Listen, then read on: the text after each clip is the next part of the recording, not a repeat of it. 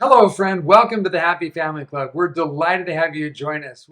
Our mission is to help you have a happier, stronger family. We do that by bringing you the world's greatest experts in family, marriage, parenting, and relationships.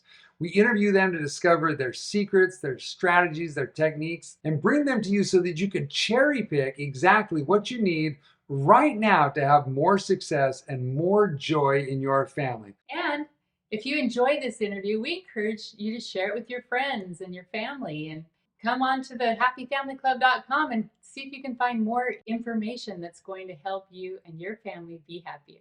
Again, thanks so much for joining us. Enjoy the interview.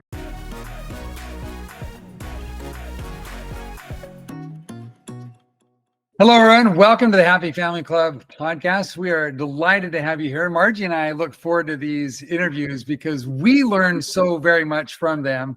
And it's helped us to grow in our marriage and in our family. And today is going to be no exception. We're delighted to have with us special guests, Rich and Julie Young. You want to tell them a little bit about Rich and Julie? Well, they are co-hosts for the Growing Families International, basically, and have done so many trainings and videos and just have moms groups and all different kinds of things that help families and help children and parents grow up, especially grow up unto God. And we are excited to have them here with us.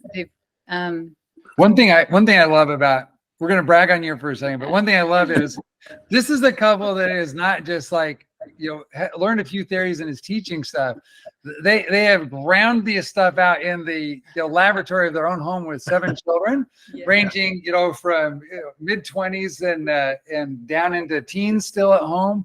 Plus they've got a grandbaby, so it's like they are in the thick of all these things right now today, which is so beautiful because it's not theoretical. It's incredible application. So it's wonderful to see. Thank you so much for being with us. Yeah, so officially, welcome. We're delighted to have you. Thank you. Glad to be here. As you were saying that, sometimes you feel like an expert because it's going so well, but we know that just around the corner, we're going to have a learning experience with one of our kids. So we hold lightly the successes and we celebrate them, but we also realize that there's going to be some opportunities to learn.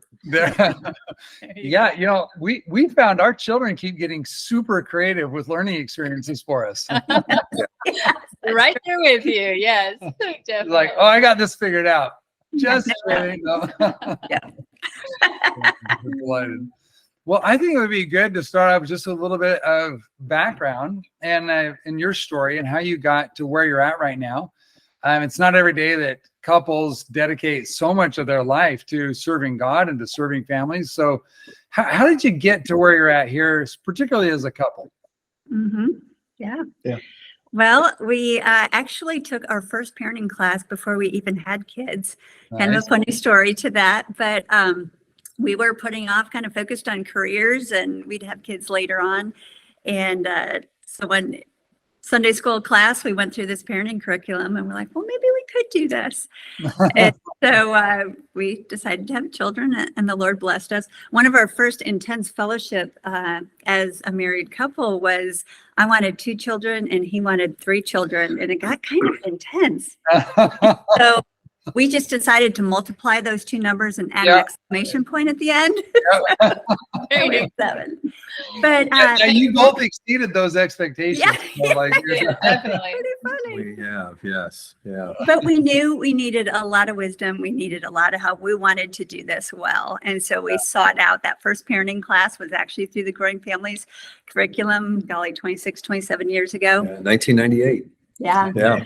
And we went through it and just loved it, loved the format, loved the discipleship, loved the families that we met, the community, and then these families that had teens and adult children who loved the Lord and loved each other. And we thought, that's what we want. We had so much advice coming at us, but we wanted to see good fruit before we were going to buy into any sort of curriculum or discipleship course or anything like that. Because we had a lot of people telling us, oh yeah, that baby's cute now, but just wait till they're teenagers. That's when it gets bad. And there was just no hope in that. And we wanted to find something with hope. And there was some material, and there still is some material that's pointed to a certain age of a family or a child, Yeah. but it's usually just around that season of life. And Yeah. what we found with this ministry early on is that it starts with the baby and it goes all the way through young adult. And so you really have curriculum and material and resources and parents who are all along those stages. And we're like, this might be something to sink our teeth into. So after we had our first child, we started, we actually didn't start leading. We kind of were voluntold to lead. We came up, we were ready for the next class. And because she was a toddler and we had moved, and at the church, we thought, well, we sought it out in the church that we went, the new church had it. And we're like, well, let's sign up for the next class. So we signed up, and then the person running it in the church called us and said, hey, would you host? And we said, sure, we'll host. Sure, We'll we'll like host, the leader into our home. I Yeah. think. Yeah, exactly. The And host. We'll have And she said, well, there's really not a leader. You just plug in the DVD. It wasn't DVD. I think it was a cassette. I think it was a cassette. yeah, Yeah. the VHS. Whoop, yeah, or whatever. You just plug in the tape and watch it and talk about it. And we're like, oh, okay. And we kind of were, that was how we led our first class. We didn't even, We just facilitated. we didn't know what we were doing. But then we both, shortly thereafter that, realized that this is something we want to go deeper on. So we went to a conference in 2000. We met Gary and Emery Ezzo, and really since the early 2000s, we have felt a calling together to work with families, in both encouraging and trying to help disciple them, along with learning ourselves about how to enjoy our family, how to have fun with our family, how to align principles with what God's word says, and try to bring all that together to enjoy our time together as a family, and to hopefully have a vision that's for our family that's way, way bigger than we could do on our own. I love that. And do either of you come from large families? No, we each have one sibling. One sibling. Yeah. Each have one sibling. That's Yeah, amazing. and we used to, my cousins, there were 12 children in that family, and I remember going to family gatherings, just being overwhelmed, thinking, this is crazy. Who would ever have this many children? Yeah. Thus our intense fellowship early on. Yeah, exactly. But the Lord changed our minds. And I would say about a decade ago, maybe 15 years ago, we started working more closely with Gary and Emery, and redoing some of the videos, and Yes. Traveling to some conferences with them, both in the United States and internationally, and just trying to be an encouragement where we can. And we still homeschool, 3 kids at home, and then I run a business full time. So this is, I mean, we volunteer heavily, but we volunteer heavily because we love doing it. Mhm. So Yeah. I love it. And the So, founders, Gary and Amory, are just the real deal. They're awesome. yeah. Dear friends of ours. Yeah, we've had opportunity to watch some of their things, and amazingly enough, that all the things that we've been through. I mean, really, growing families is we hadn't heard of it. I mean, it's a new world for us. So hopefully, after now, it won't be new, but we'll. Yeah, so it's been beautiful to get to know what you guys have done and what they've done. So really awesome. So I'm interested in, the question we love to ask our guests is, is there a core principle that, if applied in a family environment, will lead to greater family happiness? And would love to hear your insights, especially, given the hands-on, tangible family experience and all the, structured training that you guys have done and been through. Would love to hear your insights on that particular question. Yeah. Well, when that question was posed to us, we could probably think of 20 different things that we love to share. As you know, I would say more than 20. Parenting isn't just one key concept, but we did think of one that has really impacted our family and so many families that we have interacted with. It's a core principle, a core teaching in every single one of the Growing Families classes, books, anything that you would read coming out of Growing Families. Yeah. but we're not going to tell them yet. Not quite yet. No, not quite yet. So give us insights on how you got to there. And Yeah. now we're in suspense. Now we want to know. Yeah. Absolutely. Yeah. Absolutely. You want to start? You can go. You Okay, start. No, okay. I did. Yeah. Well, I kind of want to get back to the core, the home. Yes. The home is where we raise our children. The home environment Mhm. is so important. It is. It's the society where our children are first brought up in, the home. And in the home, the primary relationship is the husband-wife relationship. And in God's word, that is the very first social relationship, is the husband and wife. Every other relationship is dependent on the husband-wife relationship. And there are a lot of things that make up kind of the developmental influences of a child. There's their temperament, there's their personality, there's the genetics that they got. But the third one that we can control is the home environment that they grow up in. And so at the core of that is, the marriage, the husband-wife marriage. Well, and the other thing too is that having children does not make you a family. Mm. It completes your family. Right. It adds to it. Yeah. When you're married, you have a family. Yes. And the children expand the family that was already started through marriage.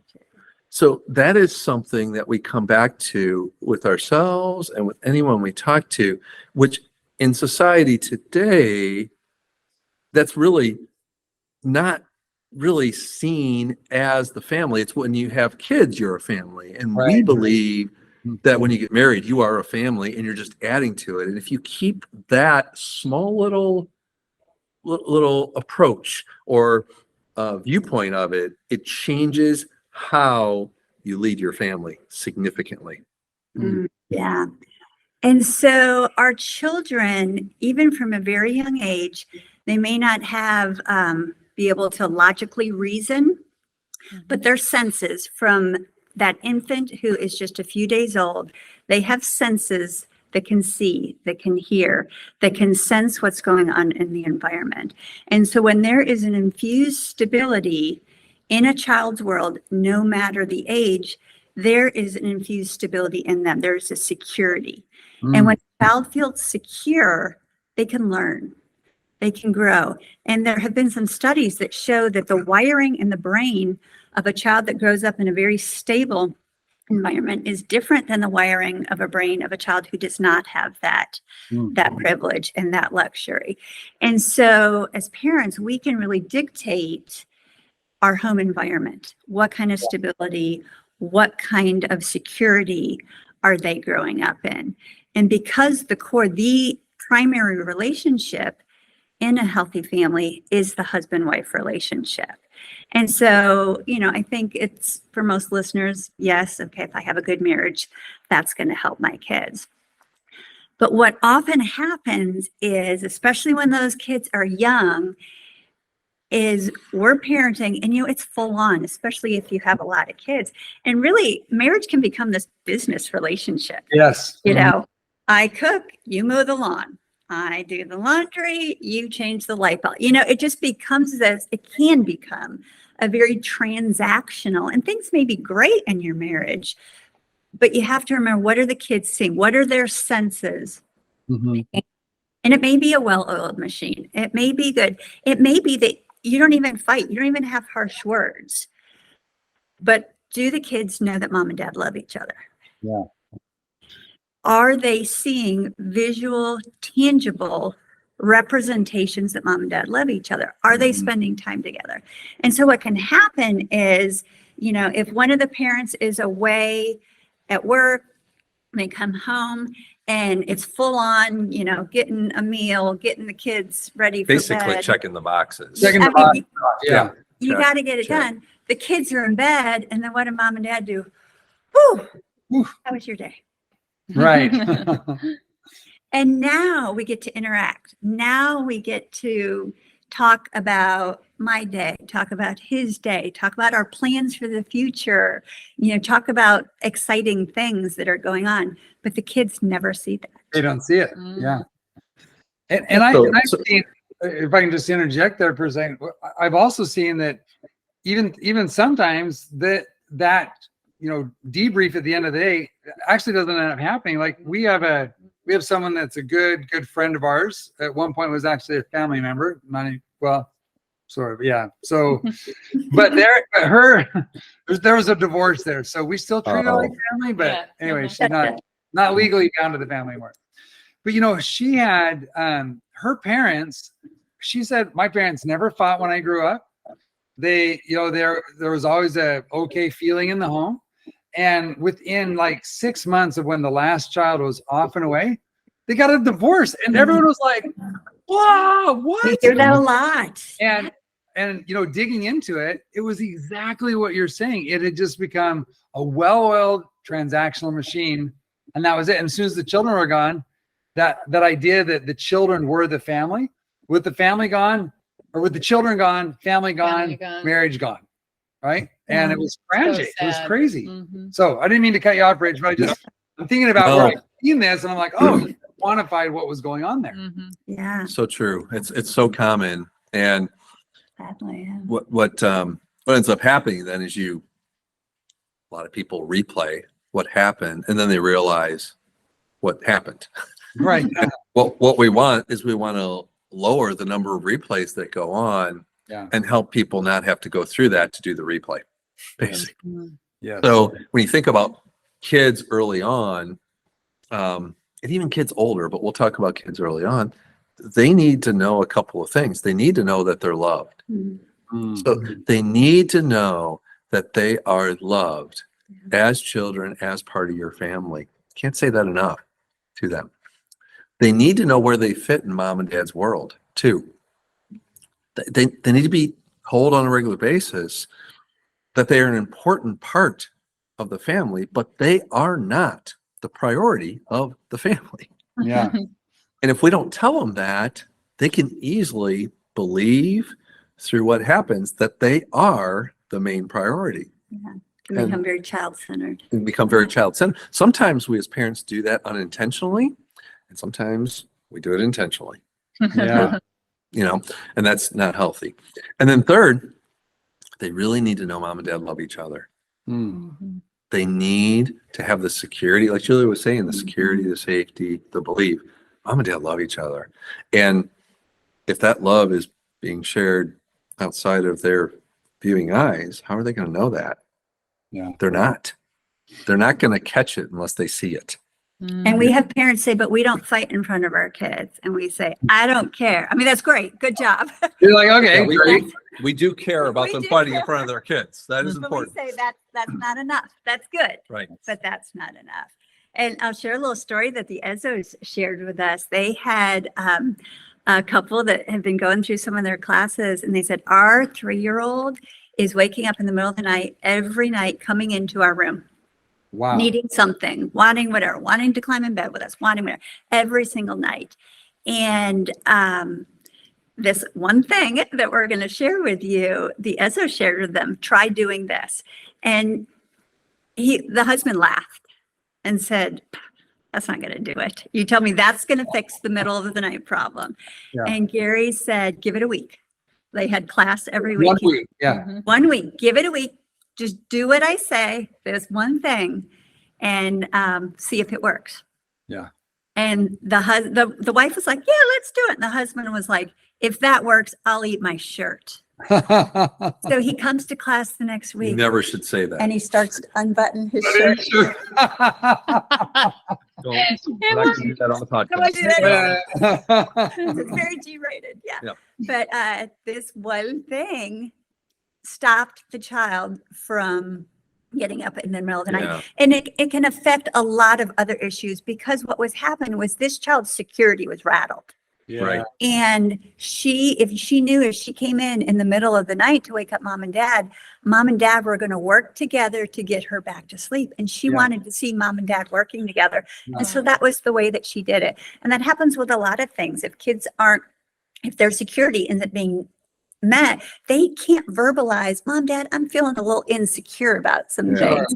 And so it acts out in behavior. Well, and as a family gets busier, what a lot of times happens is you divide and conquer. Yeah. You have the belief that, oh, we'll just do this by dividing and conquering, and you start splitting up duties. Kids don't see you working together because you're out getting stuff done, but they don't see that interaction of how that looks like. They don't see you laughing together. They don't see you talking together. And what we know is that if your kids can see you laughing together, talking together, and working together on a regular basis, they are going to see what a true, healthy relationship looks like. Yeah. Not that we're just checking boxes off and doing our old dividing and conquering, but we're doing it as a team. Yeah. And that's what we want to encourage people to do it together more as a team instead of trying to get more done by this whole divide and conquer mindset. Yeah. And so really it sounds like, I mean, we're doing, not focusing on getting more done, but focusing on raising the children by showing them that you can do stuff together and showing what real relationships look like is what I hear you saying. That could be a whole nother podcast too, but yes. That could be a whole other podcast. That is not the thing we're going to share with you. But No, but I'm just saying right. that sounds like it sounds awesome. Can I ask a quick follow-up question on something, and then I want to hear the rest of this because I want to get to the one thing. But you talked about helping them feel their position in the family and helping them to feel loved. I wonder if you could just dive a little deeper into maybe another example of how you've seen, because we see children, like our children, they're all so unique, right? They're so different. Mm-hmm. And a lot of them feel loved in different ways. And, what our first son, if I wrote him a little note and the sticky note, it was like, that was everything to him. Right. And another, he still treasures all of them. Yeah. And another one is like, I was like, oh, this works so good. So child number 3, I wrote little notes to. It was like, couldn't find them, didn't even acknowledge that he received them. It was like, it meant nothing. So I just wonder if you have some insights on that process of helping them to feel loved and really connecting with them. Yeah, absolutely. And just a note on that too, that as parents, we want our children, to be secure, to grow up happy. I can work really hard on loving all of my children really well. And whether it's a note, whether it's a gift, what it is, but no matter how hard I work on that relationship, and it's important. Yes. It still is not as important as me working on this relationship. I love that. And it is because of the priority. I mean, it's in scripture. God declared it a priority. This husband-wife relationship is the priority. Everything else is dependent on that. And we do want to talk about, we realize some people are parenting in less than ideal circumstances. There is the single parent. Mm-hmm. And, God is the father of the fatherless and the motherless. And so I don't want to lose hope for other people, but I just do want to continually point back to the health of that. Can I share a quick example on that real quick? Just I want to clarify for our listeners. Here's our thought on what Julie just said in terms of God is the God and he loves all the fatherless, the widow, everybody for sure. But I'm reminded of an old example that I heard one time of, this particular speaker said, when I was young, my grandma would make shirts for everybody. And she just had a pattern. She'd take an old shirt and make a pattern out of that shirt. And then, then she'd take that shirt again and make another pattern. Eventually, like the sleeves were up here and everything was down there because she wasn't using an actual exact pattern. Little mistakes that were propagated in the first one were carried on to the second one and the third one, etc.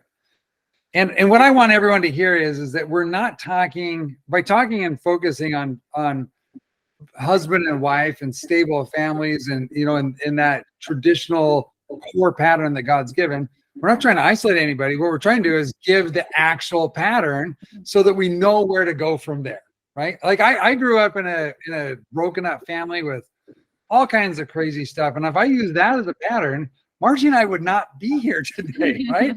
Right. And so anyway, Julie, I just wanted to, what you said was so powerful. I just wanted to make sure that everyone understood that, like, we're not going for mediocre or exceptions. We're going for what's the ideal so that we can base everything off of that pattern. So anyway, thank you for bringing that up. I think it's awesome. Absolutely. Love that analogy too. That was good. I think what I'm going to do is share something we did on Valentine's Day a number of years ago, and then you can talk about it in the context of your question about kids feeling loved, because that was the context of your question. So Valentine's Day every year we write a note to them, and we each write a note to them on a card, and we just speak life into them. We just share some things that we love about them, share some things that we see in them. We want them to be looking ahead, appreciating what God has done in their life, who they are, and using those gifts to impact others. Put them on the counter, come down in the morning. And this year, we titled it Our Favorite Child. And we did that to each one. To our favorite child. To our favorite child. There you go.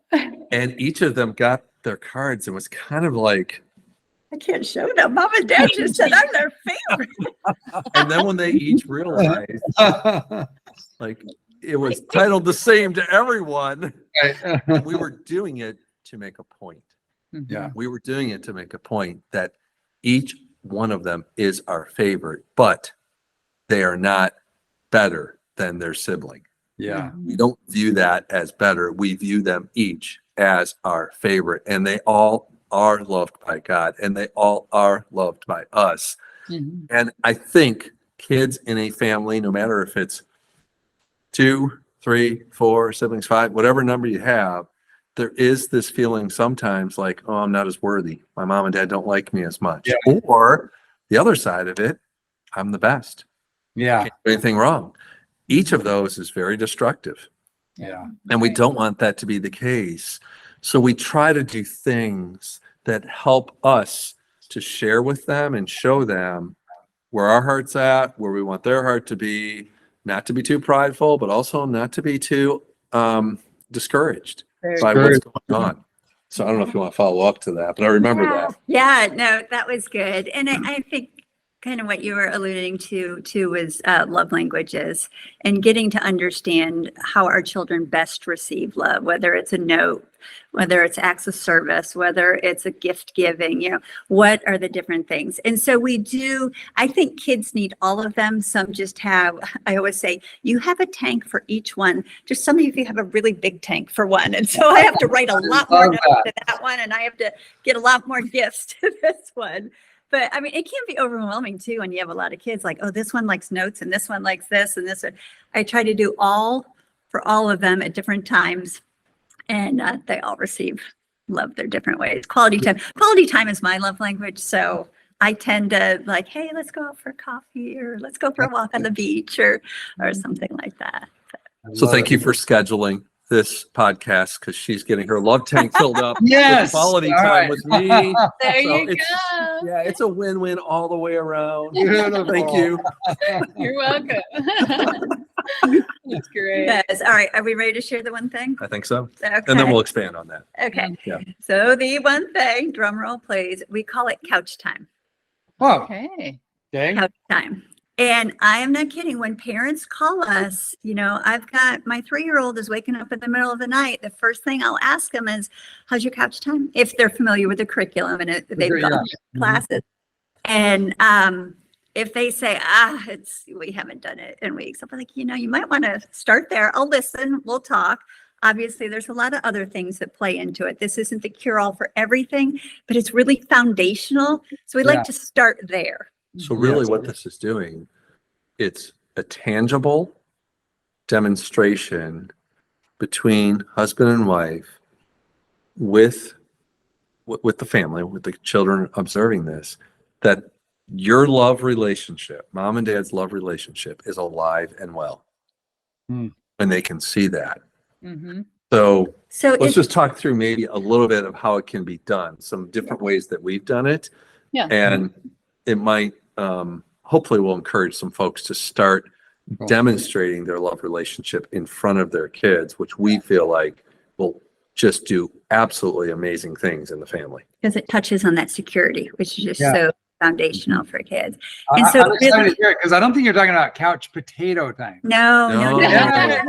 No. No. I was excited to bust out some potato chips, but no, we're not going there. No. Okay. Yeah, No, yeah. Turn on the no. Netflix and bust out some potato chips. No, that's not going to happen. Okay. What couch time in the strictest sense, and you're going to see there's a lot of latitude here, but it got its name from literally a husband and wife sitting on the couch together at some time during the day and having a conversation and enjoying each other, catching up on each other's day, looking in each other's eyes, and not being interrupted by the children. And that Wow. can take a while to get there. And we try to do it. So, for example, I'm home all day. He's at the office. So when he comes home, we try to make it, and there's context. Again, we don't want to be legalistic on this stuff, but we try to make it. So the first thing that we do is we spend 10 or 15 minutes catching up on each other. He'll give all the kids a hug. He gives me the hug first, though. And it's just a small thing to say, you know what, I value my relationship with my wife. I value my relationship with my husband. And we're going to start there. Hugs and kisses for the kids. And then it's, hey, let's talk. It doesn't have to be on the couch, but let's say it is. You just go sit on the couch. Kids are especially young children, are very concrete. They need to see mom and dad interacting. So when the kids were young, I'd put a blanket, maybe the baby's in a bouncy seat. Sometimes I would have a playpen in there if I needed the child to not be running all around. So the child would be in a playpen, but somewhere where they can see mom and dad. Sometimes we would set a timer so that they knew this wasn't going to go on forever and say, it's done. Yeah. Kids, it's funny. They love it, but they hate it. It's like, I love that you two are interacting, but isn't life about me? So you'll get some of the mommy. And it's no, this is my time with daddy right now. Yeah. I will get to you when the timer goes off, obviously, unless it's an emergency. And so when they're young, they see that, and it speaks to that security, that stability that they need. As they get older, and our youngest is 10 now, so he doesn't have to be in the room, and he's grown up with it. Yeah. And so if we say, hey, we're going out on a date now, they're like, awesome. They know, they have the visual of what that is. They love it when we go out on date night. One, they get to fix whatever they want for dinner and have fun together. They love to play games. But two, they know how good it is for us, which is really neat. Yeah. So what we're doing with this when we do it is we are catching up on the things that we can catch up in front of them. Yeah. So we're not talking about deep things. We're not going through major issues that happen with the child or something really hard that happened in a family that we know, and exposing them to things that they just aren't ready for or shouldn't hear. Yeah. We're catching up on the things that we can catch up in front of them. They're seeing us interact. They're seeing us enjoy each other. They are realizing that mom and dad are connecting, that they do love each other, that they care about each other. And they're also realizing that they're not the most important thing in this family. Mm-hmm. And they're getting that repeated over and over and over again in a tangible way.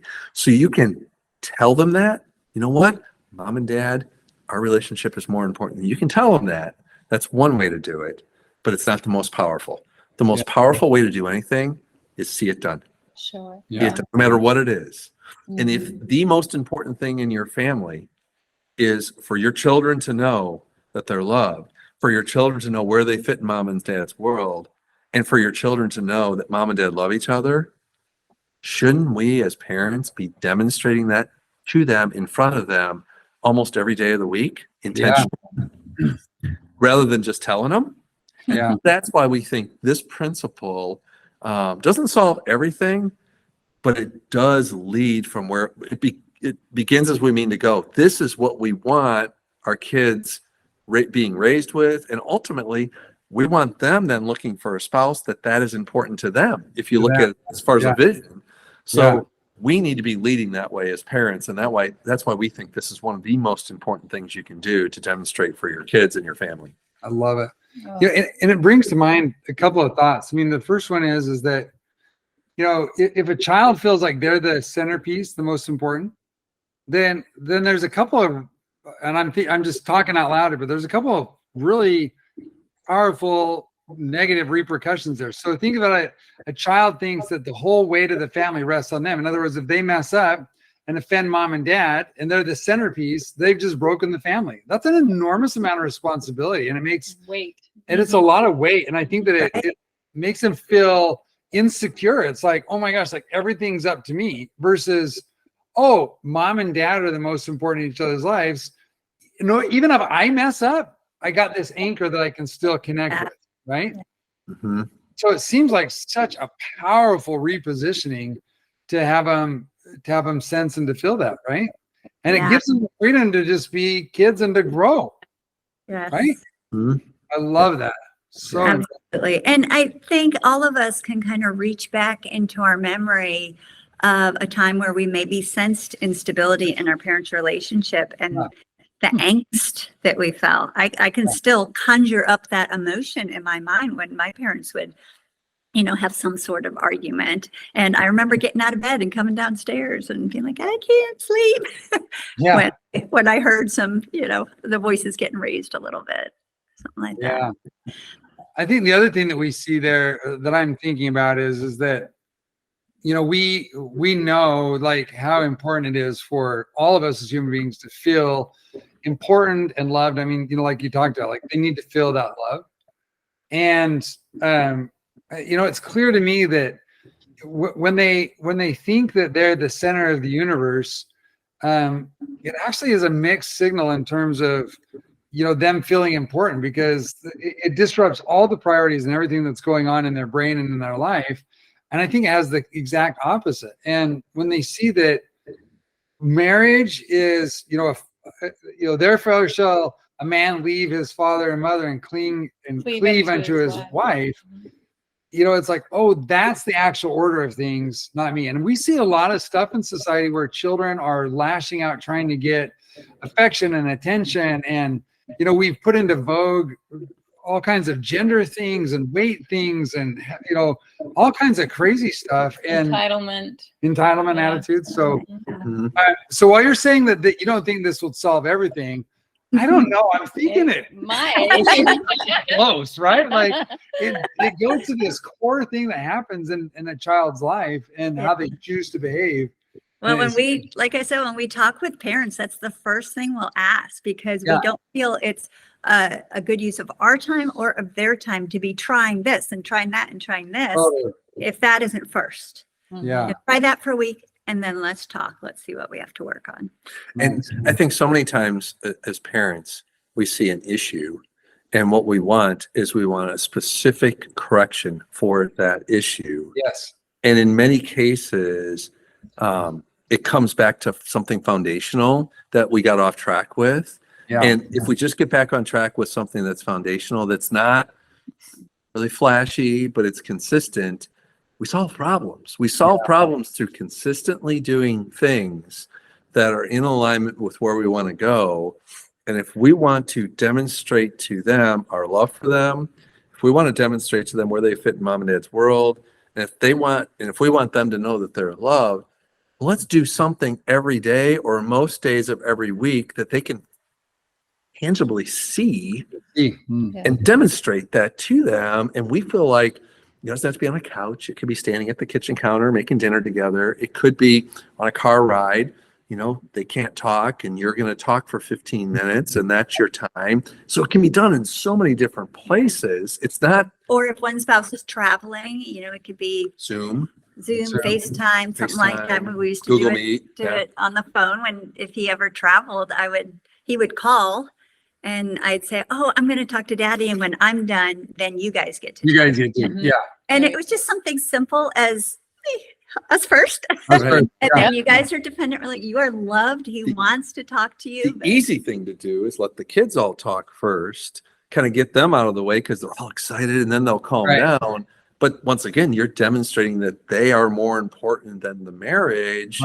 And they're not learning as much by doing that. Short term, you think you're solving a problem by calming them down, by giving them what they want, but you're actually creating a bigger problem later by doing that, we feel, than teaching them through delayed gratification that you're going to get time after.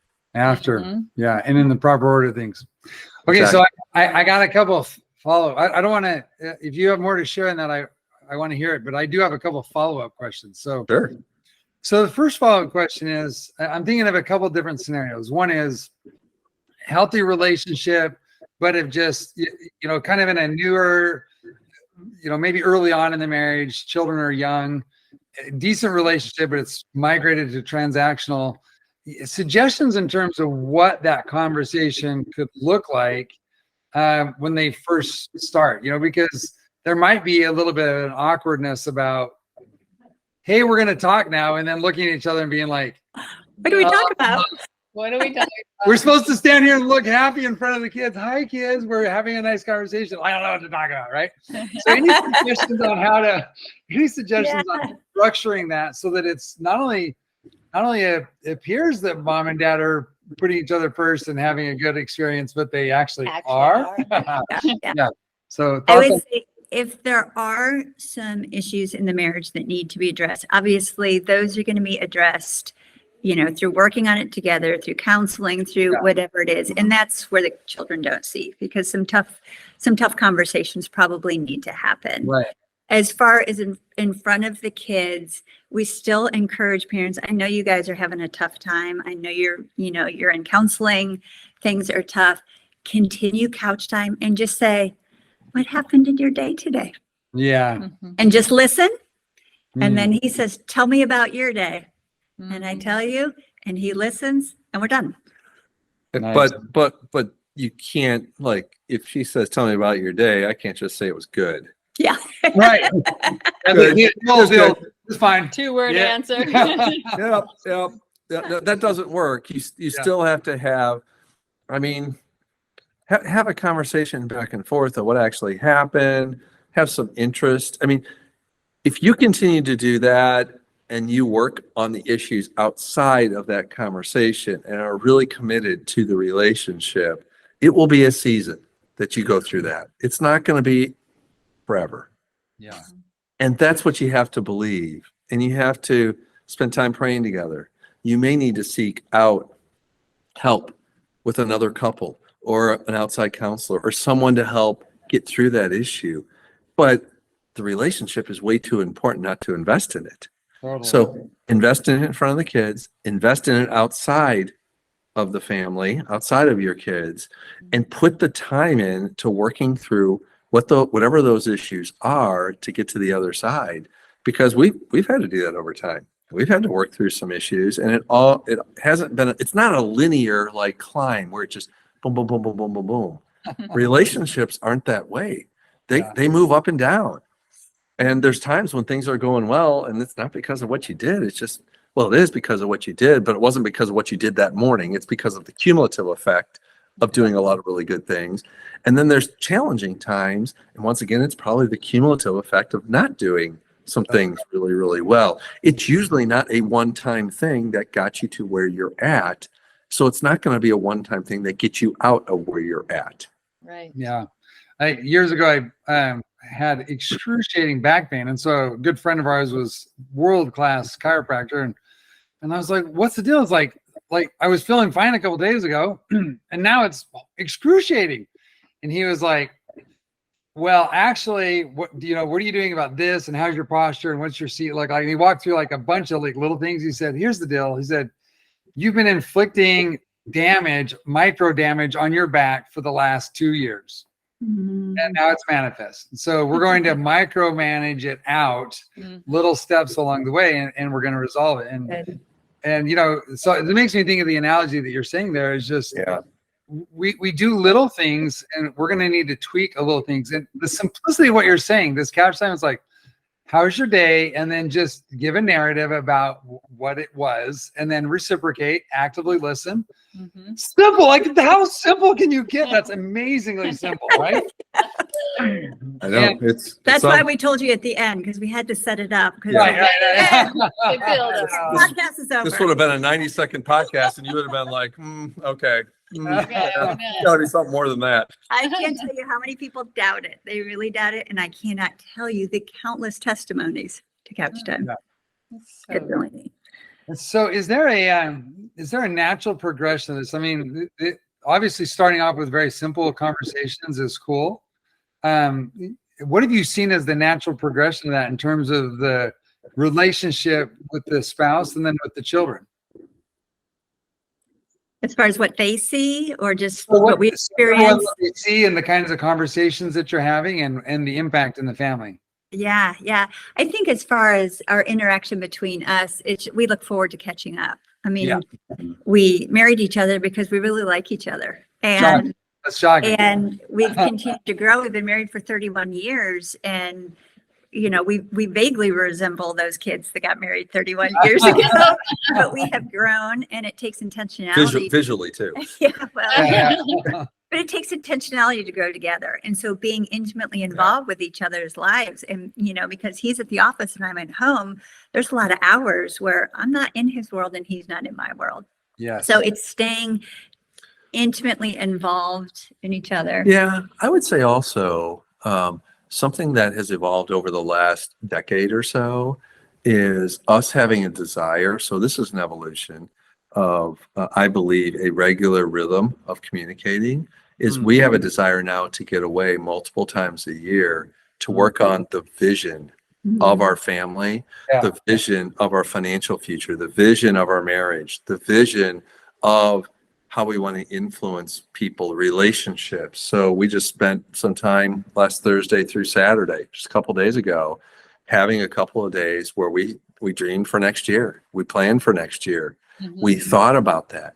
And you ask, what effect does it have on the family? I have an 18-year-old daughter. You want to read that text?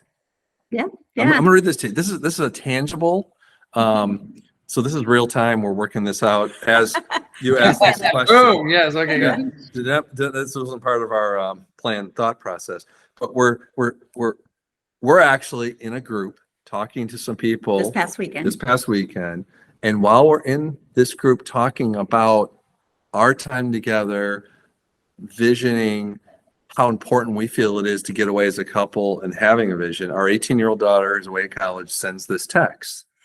And she says, "Hey, Mom and Dad, just finishing up my quiet time, and goodness gracious, I'm so thankful for you both. I've been dreaming so much about my future and so many opportunities that I'm hearing and the things I would love to do. And I'm realizing the priceless gift of having parents who not only dream and vision for their and their families' lives, but who champion their kids' dreams. I'm just overflowing with thankfulness. Thank you for listening to the Lord and showing me what it looks like. I love you both lots." So a tangible outcome might be an 18-year-old daughter who's away at college for her first year, sending a text, living out her quiet time with God and being thankful for having a visioning moment of her life and thanking her parents for demonstrating that little by steps, by the way, that we've done by doing different things. So that to me, answer your question, is we would love to see each of our kids have a bigger vision for their future at 18 than we did, because we didn't have this at 18. And we would love to see them having this when they're 16, 18, 20, 25 and out. And that, to me, that gets us both excited. Just to be that much farther ahead than we were at that age, right? Right. Yes. Yeah. Wouldn't that be nice? Oh, yeah. And you'll know. Go ahead. Oh, I was just say that text deserves a standing ovation somewhere. I mean, it's like, it's beautiful. Like, not just for you as parents, but for her as an individual and a daughter of God who's like, thinking clearly and recognizing what God's given to her, what you've given to her. I think that there are, if I have to imagine there are just thousands and thousands of parents who would just die to have a text like that, and it's beautiful. And millions. and the beautiful millions. Yeah. Beautiful thing is like, well, let's start with some couch time, right? Yes, like, exactly.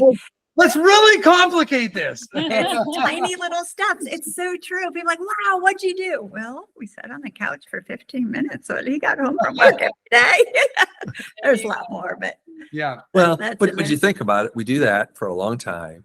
Then we start doing little getaways to talk bigger picture and to add more things to it. And then what we do is we come home from those weekends eventually and start sharing with our kids what God is really showing us. And then as we share with them, they start going, well, maybe he's got something for me. Yeah. Maybe he's got something. And that's all that she's doing is she's been hearing this for years now. And she's starting to believe now, oh, he's got something big for me. Yeah, immeasurably more than all we could ask or imagine. Ephesians 3:20. Yes. Yeah, Yes. we talk about that verse a lot with our kids. He has immeasurably more than all you can ask or imagine, All you can according ask- to his power that is at work within you. Yeah. Mm. Yeah, and when you turn to God, it's interesting because he's not just an average Joe. He's all powerful, all knowing, and like there's no limit, there's nothing impossible with him. So it's cool to start infusing that understanding and vision into our children and with little couch time conversations and then interacting with them in these visions. I love your vision, your vision getaways. I think literally you probably have a course on it somewhere, but I think it'd be a whole other topic for a conversation we could have, right? Yeah, we have vision retreats every year and they're powerful, really yeah. powerful. We Yeah. talk to people about having them. Yeah, no, that would be a whole separate conversation because we've found that for us, it keeps us on track. Yeah. It confirms what we've done is working. It allows us to do course corrections on things that didn't work. And then God imparts new ideas on us Yes. to maybe start on something different. And we found it does all of that. And that's all exciting to us. When we first, I'm more of a goal setter than you were, but she was I'm a like, perfectionist. I don't like to set goals because I'm like, what if I don't make it? And I will have failed. And he was like, it was either a bad goal or you set a new one. It's not that big a deal. I was like, yes, it is. You're like, it is though. yeah. But we believe that's an outcome of having a relationship where you're in a rhythm of regular communication. You enjoy each other, you love each other, and you want more for not just yourself, but for your spouse and for your family. And that's another step that you can take that is an outcome of that regular rhythm of spending time together. And once you get in that regular rhythm of spending time together, you realize there's more. There's a greater opportunity to go even further. And he's got more in us than just what we thought. There's way more in each of us than what we think. And we just sometimes need to stretch that a little bit. Totally. Reminds me of that quote from C.S. Lewis about, I'm going to paraphrase, but we start off, we have our little cottage and he comes and says, I'll help you make this a little better place. And then he does a few repairs. You're like, oh, that needed to be fixed anyway. And then he starts knocking walls out, right? And God starts knocking walls. You're like, that hurt. He's like, look, I don't expect you to live in a cottage. I'm building you a mansion. And you can do a mansion. And so he does have more for us. And there's a way for us to learn and understand and stretch that, but it requires that quiet time and that communication. Because one thing I have also seen is the growth that I can have as an individual and the better understanding I can have of the vision that God has for me. The key to that gets unlocked in my relationship with Margie. And I see that, what she fulfills in me is unbelievable. And on my own, I never, ever could have understood the potential and the plan God had for me, or even come close to realizing it. And she unlocks that for me. And so again, this couch time idea that you're talking about is like, let's have frequent communication so that for each other, we become the lock and the key and open up total new vistas of potential and growth and who God wants us to be. Yes. Yeah. Well, it's almost like good, better, best. It's good to have communication with each other, but the best is having communication in front of your children so they can see what that looks like and they can see the tangibleness of it. So I'm not discounting that you're going to have, we know you're going to have communication outside of your children. You can't have all your communication in front of them, but you can't have it all outside of their eyes either. We don't think that's healthy. Totally. Can I address the single parent real quick? Because I wanted to go there because I wanted to, that was my last follow-up question. Okay. So we've talked about the pattern. We've got the pattern from McCall's, isn't that? Yes. McCall's pattern. McCall's pattern. Okay, we got McCall's sewing pattern. So we know what the framework looks like, but now we've got variances there, and we need to make some adaptations. And I'd love to hear your thoughts on that. Yeah, absolutely. So, we have quite a few single parents that come to us that are in their classes, and it can be very disheartening to hear this message thinking, oh, well, I don't have a husband. I don't have a wife, I guess my kids are going to be completely insecure and every behavior problem is going to go wrong. Yeah. And that's where Is that true? it is not true. That is where God is the father to the fatherless, to the motherless. And what we encourage the single parent to do is to have couch time with the Lord in front of their children. And so they're reading his word, they're praying at the time where the kids can't interrupt, and they can. And they're talking to God. Yeah, you can Yeah. say, I'm having couch time with God. If they feel comfortable praying out loud, Lord, thank you, just praising him. Thank you for who you are. Thank you for my children. A heart of gratitude when they hear these things come out of their parent. They see mom or dad going to God's word for wisdom. They see mom or dad going to God in prayer for help, for whatever. That touches their security. Yeah. Oh, mom's not alone. Yeah. Mom does have someone. Okay. Yeah. I thought she was doing it all on her own, which Yeah. it can feel like it. I Sure. mean, single parenting is hard. Totally. Hard. Yeah. Whether you're the single parent, single father or single mother. We had a dear friend in the ministry. Her husband unexpectedly passed away, and they had a 10 and 7-year-old, and just how hard it is. Thankfully, she's had this principle. She's continued couch time with the Lord. There've been, he's met her in so many ways, and those children are thriving through a really difficult situation. But her kids know mom's not doing this alone. Yeah. I love that. Mom's got the Lord to lean on. So we're obviously not single. I grew up, when I was 9, my parents divorced. So I watched my mom try to raise 6 children on her own, so I'm super familiar with those single parent struggles. We've had a lot of good friends who either had divorce or death cause them to be single parents. And so the struggles are really real. But the thing that I love about your answer is no matter how tough the struggle is or the mountain is, God is merciful to us and will help and wants to help. And this couch time with the Lord, I think, is so powerful. I remember one day I was sitting I like to get up super early in the morning, and I'm just an early riser.